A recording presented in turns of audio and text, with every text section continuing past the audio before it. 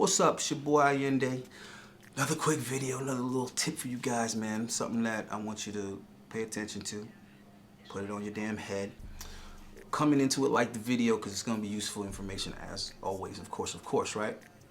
So this is something that be like perplexing a lot of guys, right? They don't get it. They don't understand it. It's similar to the nice guy finishes last trope. But I just want to dig a little bit deeper on it, with the psychology behind it, at least on the female side of it, because guys just don't get it, right? So, all right, so guys will be doing stuff for a chick, right? Whether it is or isn't their chick, I think that aspect of it is probably irrelevant. But guys will be like responsible, accountable. They'll be there, reliable. They're there for the chick. They're doing stuff. They're contributing, constantly giving value, problem solving, getting her out of a jam. Present when she needs someone to talk to, all these good things, right? And they're wondering why the girl either isn't giving them any play, or in the relationship she's like unhappy, unsatisfied, or like constantly acting resentful. So I want to tell you guys where a lot of that is coming from, that a lot of guys aren't noticing, right? That they're not really thinking about. So something that I tell guys all the time is, you got to screen the chick, obviously. You got to probe the chick, obviously. You got to know what's going on with the chick. But equally, if not more importantly, you got to see what's going on with her friends. A lot of dudes interact with women on every level, whether it be casual, whether it be married to her. Like, that's two different extremes, right? Well, I shouldn't even say casual, like pursuing. From pursuing, through casual, through dating, through committed, through living together, through married. You know what I'm saying? Through having children together and being married. Like, that whole gamut. Something that guys often miss is interacting with her friends. They literally interact with the woman's friends either to a minimum or not at all. And they don't realize how dangerous that is, how much of a liability that is, because it's like you're building this castle, you're building this infrastructure, but you're building it on sand. Her friends' relationship with you is sand. You need her friend's relationship with you to be concrete, right? And a comparison that I draw it to, because I give similar advice in this department, is bodybuilding. I'll have a lot of guys, they got amazing genetics, they look great, but they quit bodybuilding early in the game. They're like, yo, screw bodybuilding, it's political, it's not fair, it's favoritism, it's this, it's that. And what I tell them is, number one, you can't change the industry.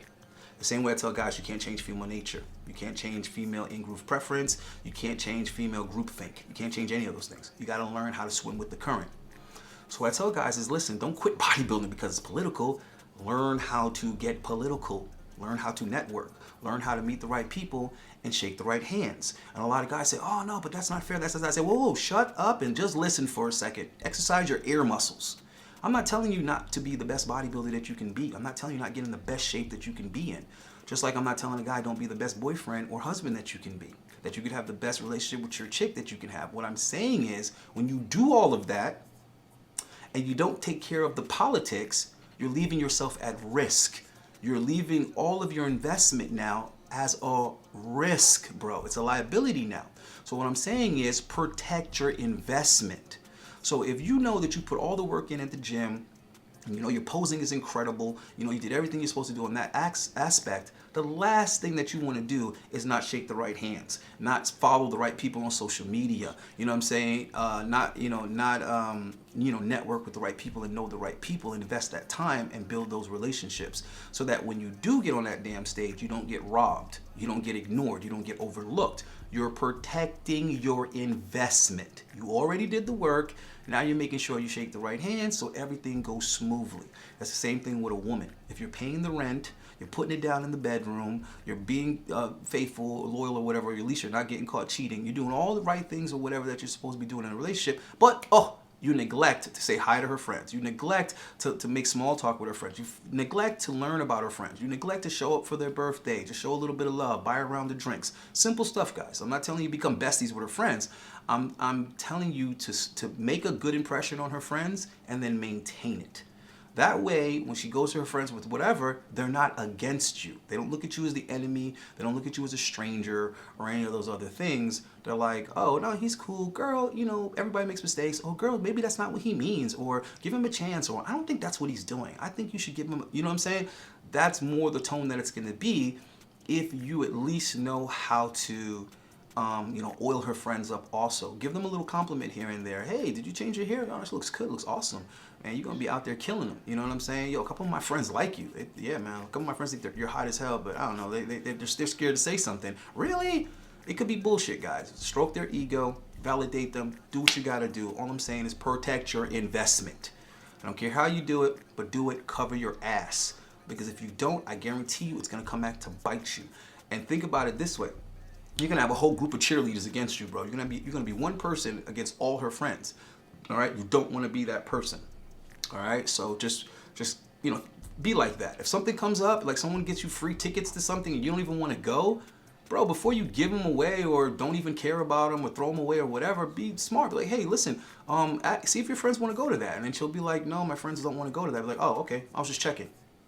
You could know that her friends are gonna turn it down, but at least still say that. That way, at least it looks like you're considerate of them. You give a damn. Remember, women love attention. Women love resources. Women love male labor. So I'm not telling you to work yourself. Oh boy. You know, I feel like somebody could be misunderstanding what I'm saying, bro. I'm not telling you to volunteer yourself to her friends. I'm telling you when it's convenient for you, when it's not a lot of skin off of your back, just go ahead and put a little bit of effort in. I guarantee you guys it will pay off later. And let me get to the sinister reason to why that all matters, right? Let's get to the psychology of it. And this is what a lot of guys run into and they don't even realize it. Okay, so in female circles, there is a hierarchy, okay? That part isn't too important, but you knowing that it exists is important. And in this hierarchy, female opinion is everything. It matters more than the truth. So the reason why women give a damn about big, shiny wedding rings that are expensive is so that they can show it off to other females. So that other females, they get the approval from them. They make those other females jealous, blah, blah, blah, blah, blah. And before you think this is the most, you know, superficial, you know, bullshit ever, women are horrible, female nature is terrible, just understand where it's coming from. The way women are designed, they need to know that they are with their best option. Because if they aren't, they need to hurry up and get with it. Because nature is cold, nature is harsh, nature is dangerous. It isn't anymore, but that's how women are wired. So nature is constantly telling them to make sure that they're with the best guy they can get. Assess it, reassess it, keep checking on it, girl. So that's why they always have a million voices going on in their head.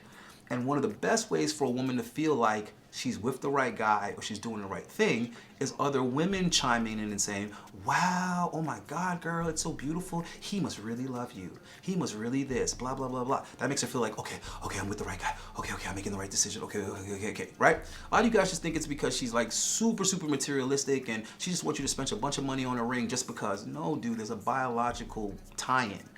And money is not biological. Money is not a natural concept, right? But the validation from other women is. So this is why those type of gestures matter to women so damn much, because they want to go ahead and run it by other women. And guys do similar stuff, especially insecure guys.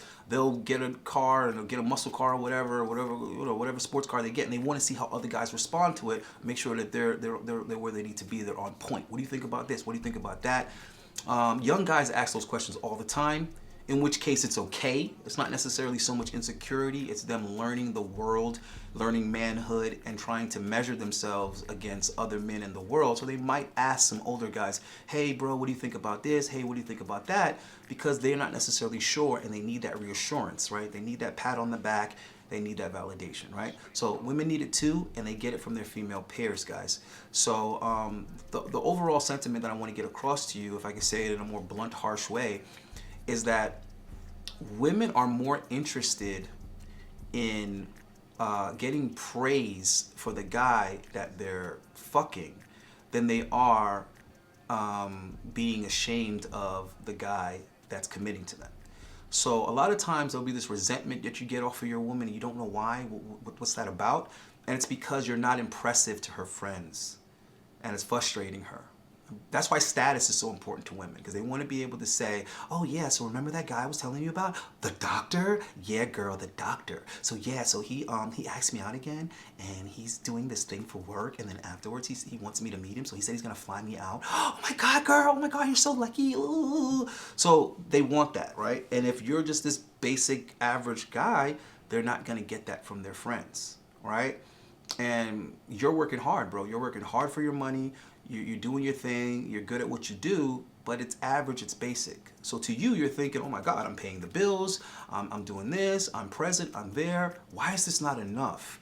And the reason why it's not enough, because believe it or not, it actually a lot of times is enough. Believe it or not, guys. A lot of times what you're doing is enough for your girl.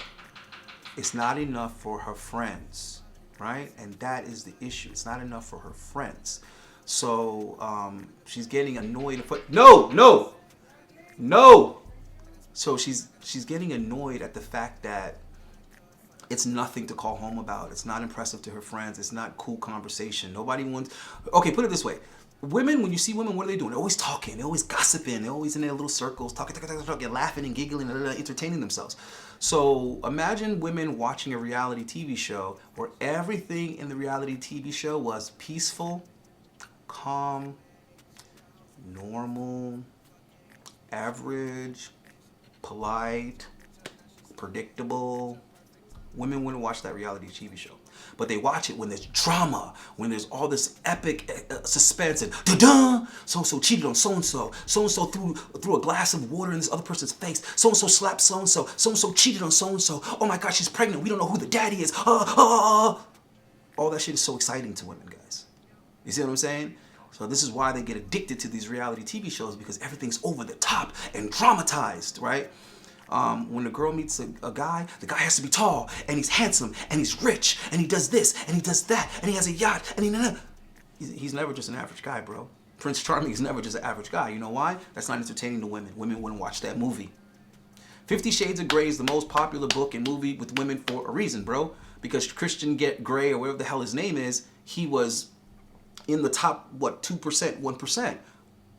So every girl wants to hear that story. Every girl wants to huddle around and hear that conversation. Oh my God, girl, what happened? What'd he say? What'd he text you? Ooh, what happened? Tell me about last night. Oh.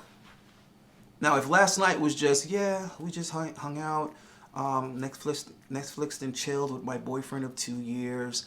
Then he went and microwaved some popcorn as usual.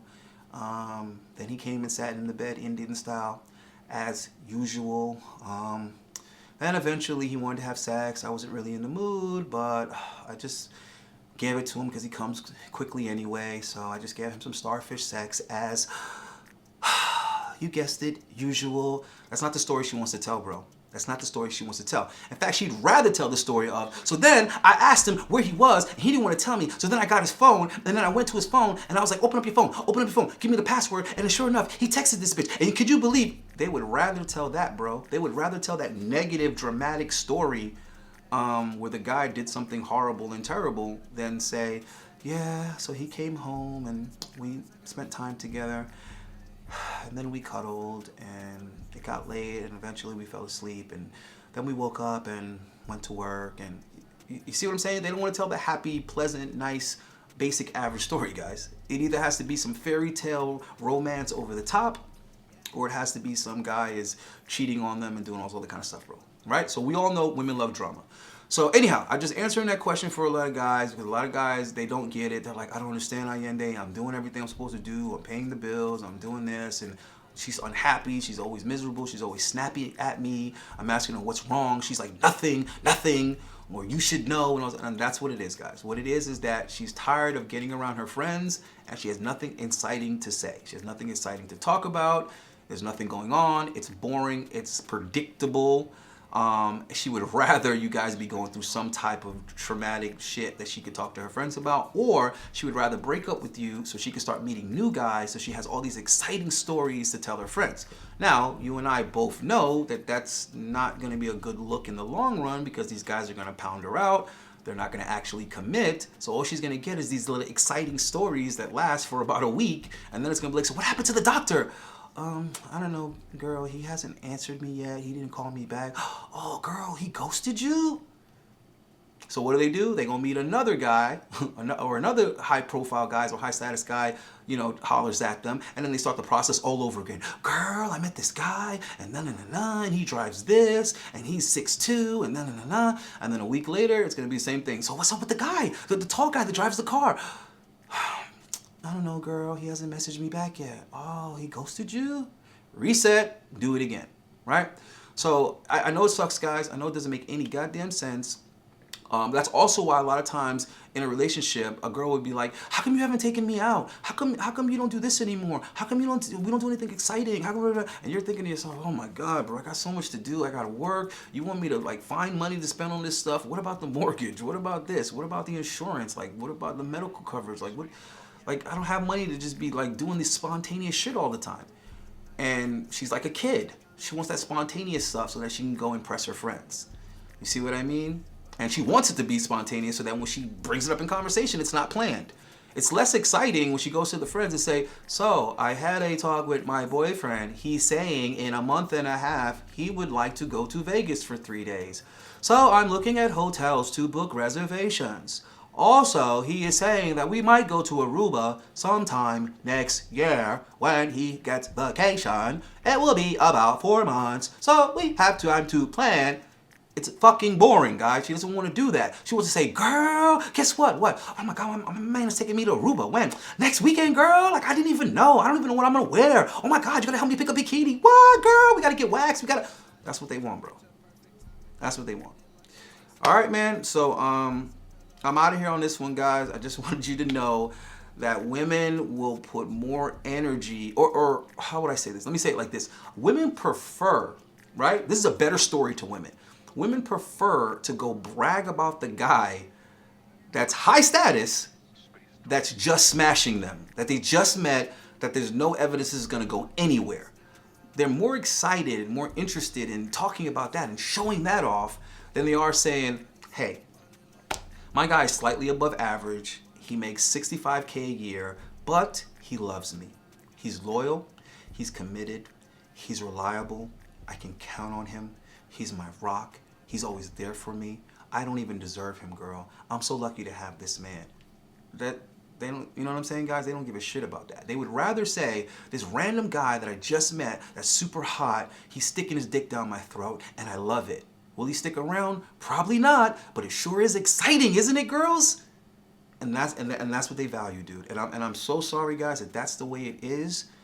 But this is particularly what happens when you take fathers out of the household, because it's dads that teach girls what's more important and what to put their stock in. It's dads that say, "Hey, listen, that other nonsense is exciting, but it's fleeting.